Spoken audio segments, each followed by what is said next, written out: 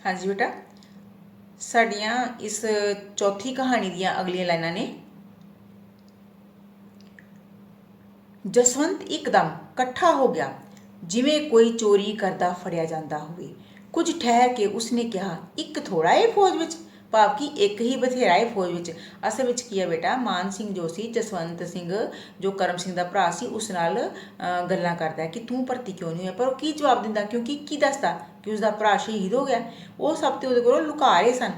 ਚਰੀਆਂ ਕਮਾਂਦ ਕਿੱਡੇ ਕਿੱਡੇ ਹੋ ਗਏ ਨੇ ਆਪਣੇ ਵੱਲ। ਇੱਕ ਚਰੀ ਦੀ ਪੈਲੀ ਕੋਲੋਂ ਲੰਘਦਿਆਂ ਜਸਵੰਤ ਨੇ ਗੱਲ ਚਲਾਈ। ਇੱਥੇ ਫਿਰ ਉਸਨੇ ਵੀ ਆਪਣੇ ਪਿਤਾ ਵਾਂਗ ਗੱਲ ਜਿਹੜੀ ਆ ਹੋਰ ਪਾਸੇ ਲੈ ਗਿਆ।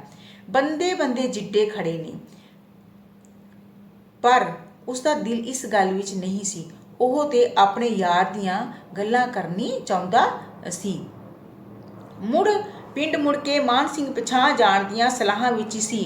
ਅੰਮ੍ਰਿਤਸਰੋਂ ਰਾਤ ਦੀ ਗੱਡੀ ਚੜ੍ਹ ਕੇ ਉਹ ਸਵੇਰੇ ਵੇਲੇ ਫਿਰ ਪਿੰਡ ਅੱਪੜ ਸਕਦਾ ਸੀ। ਭਾਵੇਂ ਆਪੋ ਆਪਣੀ ਥਾਈਂ ਸਾਰਿਆਂ ਨੇ ਉਸ ਲਈ ਕਾਫੀ ਉਚੇਚ ਕੀਤੀ ਸੀ, ਪਰ ਉਸ ਨੂੰ ਇਸ ਫੇਰੇ ਦਾ ਉਮੀਦ ਤੋਂ ਬਹੁਤ ਘੱਟ ਸਵਾਦ ਆਇਆ ਸੀ। ਇਸ ਵੇਲੇ ਵੀ ਅੰਦਰ ਉਸ ਦੇ ਲਈ ਚਾਹ ਤਿਆਰ ਹੋ ਰਹੀ ਸੀ। ਡਿਓੜੀ ਵਿੱਚ ਉਹ ਇਕੱਲਾ ਹੀ ਸੀ। ਸਾਹਮਣੇ ਗਲੀ ਵਿੱਚ ਝੋਲਾ ਗਲ ਵਿੱਚ ਲਮਕਾਈ ਡਾਕੀਆ ਟੁਰਿਆ ਆਉਂਦਾ ਸੀ। ਪਹਿਲੋਂ ਤਾਂ ਇਸ ਤਰ੍ਹਾਂ ਲੱਗਿਆ ਜਿਵੇਂ ਉਹ ਟੁਰਦਾ ਟੁਰਦਾ ਸਿੱਧਾ ਹੀ ਅੱਗੇ ਲੰਘ ਜਾਵੇਗਾ, ਪਰ ਫਿਰ ਉਹ ਡਿਓੜੀ ਵਿੱਚ ਆ ਕੇ ਮੰਜੀ ਤੇ ਬੈਠ ਗਿਆ। ਕੀ ਲਿਆਏ ਹੋ? ਲਿਆਉਣਾ ਕੀ ਏ? ਆ ਪੈਨਸ਼ਨ ਆਈ ਏ ਵਿਚਾਰੇ ਕਰਮ ਸਿੰਘ ਦੀ। ਕਰਮ ਸਿੰਘ ਦੀ ਪੈਨਸ਼ਨ? ਕਰਮ ਸਿੰਘ ਮਾਰਿਆ ਗਿਆ? ਬਾਦਸ਼ਾਹੋ, ਸਾਰਾ ਇਲਾਕਾ ਤਰਾਸ ਤਰਾਸ ਪਿਆ ਕਰਦਾ ਏ ਤੇ ਤੁਸੀਂ ਉਹਦੇ ਘਰ ਬੈਠੇ ਪੁੱਛਦੇ ਹੋ ਕਰਮ ਸਿੰਘ ਮਾਰਿਆ ਗਿਆ ਏ। ਚਿੱਠੀ ਆਇਆ ਤਾਂ ਅੱਜ 15 ਦਿਨ ਹੋ ਗਏ ਨੇ। 2 ਕੁ ਵਾਰ ਮਾਨ ਸਿੰਘ ਦਾ ਸਾਹ ਕਾਲਾ ਜਿਹਾ ਆਇਆ। ਸਿਰ ਤੇ ਨੱਕ ਤੋਂ ਉਤਲੇ ਹਿੱਸੇ ਦੀ ਇੱਕ ਮੁੱਠੀ ਜਿਹੀ ਮੀਟੀ ਗਈ ਤੇ ਫਿਰ ਅੱਖਾਂ ਰਾਹੀਂ ਪਾਣੀ ਨੁਚੜਨ ਨਾਲ ਢਿੱਲੀ ਹੋਣ ਲੱਗੀ। ਕਰਮ ਸਿੰਘ ਦਾ ਘਰ ਅੰਦਰ ਹੀ ਗਿਆ ਹੋਇਆ ਉਹਦਾ ਪਿਤਾ, ਉਹਦਾ ਨਿੱਕਾ ਜਿਹਾ ਮੁੰਡਾ ਉਸ ਨੂੰ ਰੋਣ ਵਿੱਚ ਮਦਦ ਦੇ ਰਹੇ ਸਨ। ਕੀ ਹੋਇਆ ਬੇਟਾ ਕਿ ਉਸਦਾ ਬੱਚਾ ਤੇ ਉਸਦਾ ਪਿਤਾ ਜੀ ਵੀ ਸਭ ਪਤਾ ਲੱਗ ਗਿਆ ਕਿ ਇਸ ਨੂੰ ਹੁਣ ਪਤਾ ਲੱਗ ਗਿਆ। ਬਾਪੂ ਨੇ ਬਾਹਰੋਂ ਹੀ ਡਾਕੀਆ ਬੈਠਾ ਵੇਖ ਲਿਆ ਤੇ ਸਮਝ ਗਏ ਕਿ ਗੱਲ ਨਿਕਲ ਗਈ ਹੈ। ਹੁਣ ਭਾਰ ਚੁੱਕੀ ਫਿਰਨ ਦੀ ਕੋਈ ਲੋੜ ਨਹੀਂ। ਭਾਰ ਭਾਵ ਕਿ ਹੁਣ ਜੋੜਾਂ ਨੇ ਅੰਦਰ ਹੀ ਅੰਦਰ ਗੱਲ ਦਬਾਈ ਹੋਈ ਸੀ ਆਪਣੇ ਬੇਟੇ ਦੀ ਮੌਤ ਦੀ। 8 ਪਹਿਰਾਂ ਦਾ ਦਬਾਅ ਢਿੱਲਾ ਹੋਇਆ ਤੇ ਅਥਰੂ ਵਗ ਪੈ ਤੁਰੇ। ਦੋਵੇਂ ਢੇਰ ਚਿਰ ਕੋਲ ਕੋਲ ਬੈਠੇ ਆਪਣੇ ਆਪ ਨੂੰ ਹੌਲਾ ਕਰਦੇ ਰਹੇ, ਭਾਵ ਕਿ ਰੋਂਦੇ ਕੁਰਲਾਉਂਦੇ ਰਹੇ। ਫਿਰ ਮਾਨ ਸਿੰਘ ਬੋਲਿਆ, ਤੁਸਾਂ ਮੈਨੂੰ ਆਉਂਦੇ ਹੀ ਕਿਉਂ ਨਾ ਦੱਸਿਆ?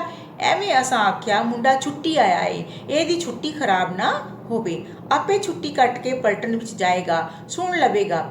ਫੌਜੀ ਨੂੰ ਛੁੱਟੀ ਪਿਆਰੀ ਹੁੰਦੀ ਏ। ਜਿੰਨੀ ਕਰਮ ਸਿੰਘ ਨੂੰ ਪਿਆਰੀ ਸੀ ਉਨੀ ਹੀ ਤੈਨੂੰ ਹੋਊ ਨਾ, ਸਗੋਂ ਬਹੁਤੀ ਹੋਊ। ਬਾਹਰ ਦੇ ਪਿੰਡਾਂ ਦੇ ਲੋਕ ਤਾਂ ਸਾਉਣ ਦੇ ਜੰਮਪਲ ਨੇ, ਉਹਨਾਂ ਨੂੰ ਤੇ ਥੋੜਾ ਔਖ ਵੀ ਬਹੁਤਾ ਦਿਸਦਾ ਹੋਊ। ਭਾਵ ਕਿ ਤੁਸੀਂ ਜਿਹੜੇ ਹੋ ਬੜੇ ਵਧੀਆ ਇਲਾਕੇ ਦੇ ਹੋ।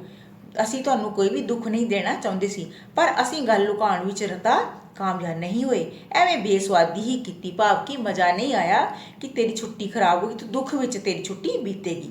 ਮੁੜਦੇ ਹੋਏ ਮਾਨ ਸਿੰਘ ਨੇ ਮਾਝੇ ਦੇ ਪਿੰਡ ਵੇਖੇ ਜਿਨ੍ਹਾਂ ਦਾ ਬਾਬਾ ਜੰਮਪਲ ਸੀ, ਕਿ ਉੱਥੋਂ ਦਾ ਜੰਮਪਲ ਸੀ, ਉੱਥੋਂ ਦਾ ਜਨਮ ਸੀ। ਇਹਨਾਂ ਦੁਆਲੇ ਬਚਾ ਲਈ ਕਿਲੇ ਕੋਟ ਉਸਰੇ ਹੋਏ ਸਨ।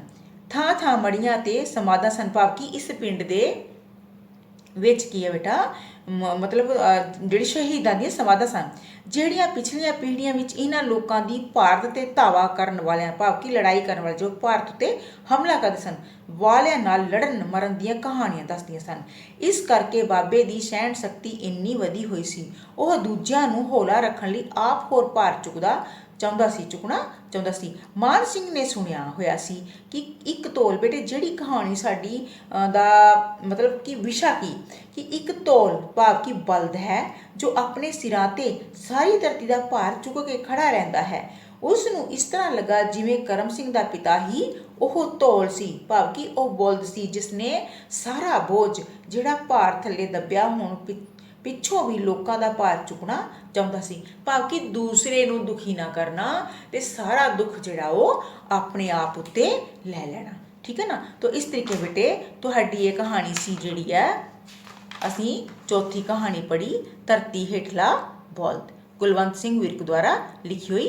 ਤੁਸੀਂ ਬੇਟੇ ਇਸ ਨੂੰ ਸਾਰੀ ਨੂੰ ਜਿਹੜਾ ਉਹ ਰੀਡ ਕਰਨਾ।